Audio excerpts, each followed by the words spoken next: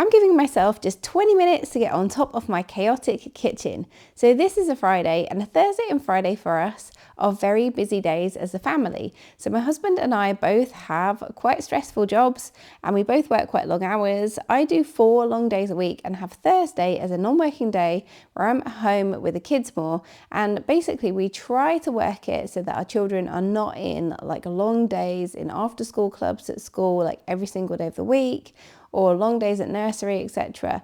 So they are all doing long days, Monday, Tuesday, Wednesday, and then Thursday I have my non-working day, and on a Friday my husband finishes at 3 o'clock and goes to collect all of the kids from school and preschool, and then he does like their dinner and plays with them on a Friday, and I work until 6 p.m, which is my normal, like slightly longer working day. Although the reality for me as a lawyer is that oftentimes I'm working way longer hours, but I do have a very flexible job as a lawyer, and I work from home mostly, and I love my job. So I just say that I really love my job, but a job as a lawyer is always going to be like, you know, a bit more of a stressful job with longer hours.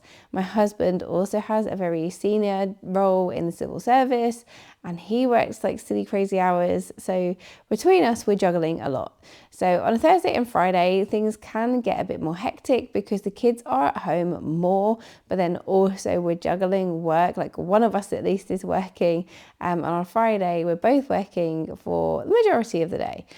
So my husband has done dinner time with the kids, and then he's gone straight on to prepping food for we're entertaining basically on Saturday. So my cousin and her fella are coming around for dinner, and we're doing a belated Burns night, which is a Scottish tradition.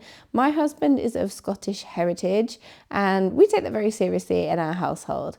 We absolutely adore all things Scotland, and so we'll be having our haggis Burns night dinner on Saturday night with my cousin and her fella, or at least that is what we thought at the time of filming this on a Friday. And actually, as it turned out, I'm doing this voiceover on a Saturday evening, and my poor cousin came down with like this flu type bug, and she was too poorly, so we have had to rearrange it for next weekend. However, we were full on Burns night preparing, and we did end up having like a mini Burns night dinner with our kids on Saturday night. So the food prep did not go to waste at all. But yeah, my husband's been doing food prep. So he's been making the neeps and tatties, which is a traditional dish that we have for Burns night. I think so we make it with potato and swede. So it's like a mashed, he roasted potatoes and then mashed the roasted potatoes in with the cooked swede. And it was amazing. But I think you can use another root vegetable, but we always use swede. So there you go. So we've got all of that. And then I decided that I was going to cook up so I made some hummus from scratch.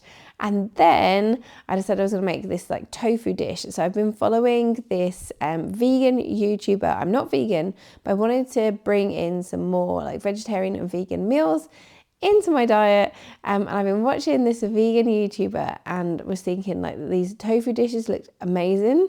So I have been cooking up this tofu thing in the air fryer.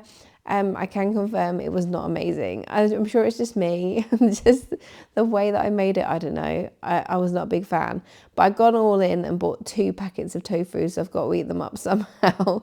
So we've done a lot of cooking in between like working and, you know, caring for the kids and playing with the kids, and they had like all the toys and games and everything out, and the kitchen ended up becoming very, very chaotic very quickly. So by 3 p.m, like by the time we were picking up the kids, or my husband was picking up the kids from school and preschool, the kitchen was, you know, fairly okay. I had run the dishwasher earlier, you know, we had been staying ish on top of things, but in a very short space of time, without either of us like having the time to really tidy up after ourselves, doing a lot of food prep and the kids' dinner and all the rest of it, it had got really chaotic. And in the last couple of days where we've been so busy, we haven't emptied out our bins, we haven't sorted the recycling. So what you saw with the befores at the beginning of this video, There was recycling on the floor in front of the bin. There was recycling up on the counter. So whenever I'm tackling a space, and if I have a lot of time or I don't have a lot of time, whenever I'm tackling a space, the first thing I try to do is deal with the trash, deal with the rubbish, sort out the recycling, empty the bin. And so you have the ability then, when you're going through everything else and you're emptying things out and you're getting rid of dishes, that you can be, putting the rubbish somewhere easily, and you're not squashing down the recycling bin, which is what we've been doing for the last couple of days, and just like waiting on somebody to get the time to sort it out. I will say as well that I told my husband not to touch anything in the kitchen. Like, it got to the point where it was like so unbelievably over the place that I was like, don't touch it, just leave it. And I'm going to set myself a challenge, and I'm going to set the timer, and I'm going to get this done. And I actually said to my husband, like, what do you think I can do this in? And he was like, I think if you're running around like a headless chicken, maybe half an hour. So I was like, yeah, I take that challenge, 20 minutes. I'm going to do it in 20 minutes. And I do find that setting a timer and creating a challenge for myself helps me to get things done, because otherwise I can quickly become overwhelmed with a space like this. And I felt that to a degree when I was thinking, oh my goodness, we've got to tackle this at some point. Like, it did feel quite overwhelming. And there is always that part of me that thinks, oh my God, I just wish I could leave it and go to bed and just leave it, just ignore it. And it's very rare for us to do that. Sometimes we will leave some washing up, and we'll leave some of the dishes, and I'll just be like, I can't cope with it. I will do it tomorrow. But the majority of the time, we will sort the dishes out, load the dishwasher, and put it on before we go to bed, and have that tackled for the next day, so that the next day we are then just unloading the dishwasher. I make it sound like we'll get up in the morning and unload the dishwasher, and I will say that does not always happen. And sometimes it takes me a good portion of the day to unload the dishwasher, and things, do have to sit there, especially if we've got like a busy working day.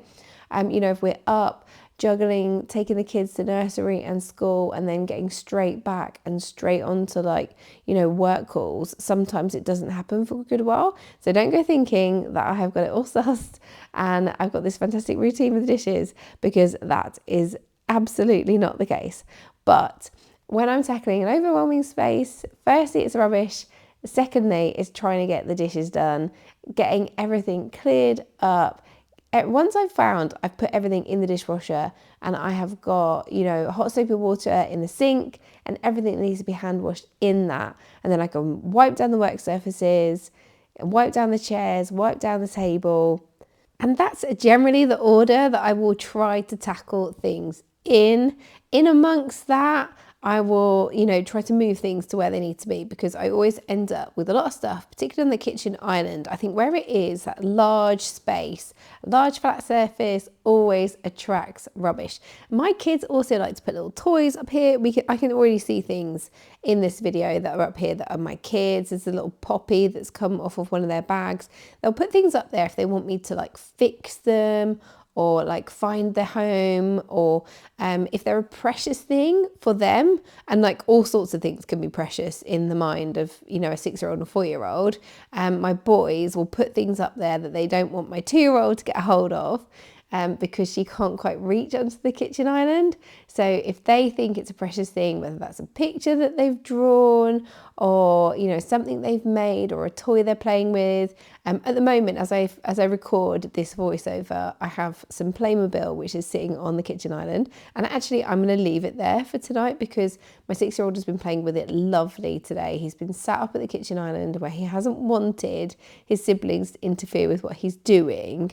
He's left them up there, and I think he'll probably play with them again tomorrow. So I have left them up there. So sometimes we will do that, and we'll leave some things up there for them where they are particularly precious.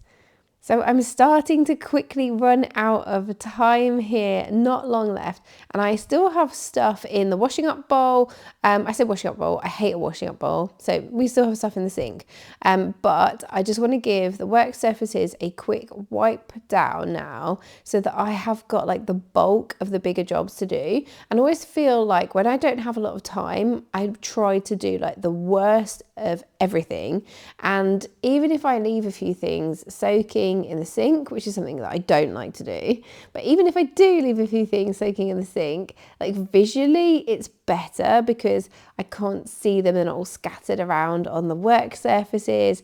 They're all like in one place. And then I find that I can't like sit down calmly and get work done if there is stuff scattered around everywhere, even if it's like behind me, because where I sit with my desk, I sit in like this kind of open plan living space. So facing like away from where you see me standing here, and on the other side of the room, that is my desk. And when I'm sat at my desk, I'm just facing a wall. Like I can't really see everything around me, but if I know it's like messy, then I feel it. So the timer has gone. I have not got everything done, okay, in this 20 minutes, but my husband, who was sat at our dining room table doing some work, was really shocked that I managed to get as much done as I did in that 20 minutes. So let me show you what I did get done. I did not get this stuff packed away at the kitchen island, and I knew I wasn't going to get that done. So I was never going to try to tackle that. But I did get all of the recycling done and the bins put away. I got the majority of the washing up done. I got the dishwasher loaded. I did not get the hob cleaned up. I did that afterwards. But I got all the work surfaces cleared down and everything else put away and ready for the next day. So all I need to do now is sort that hob out and finish the washing up, and I am fully done with this chaotic kitchen. I will see you in the next one, guys. Bye.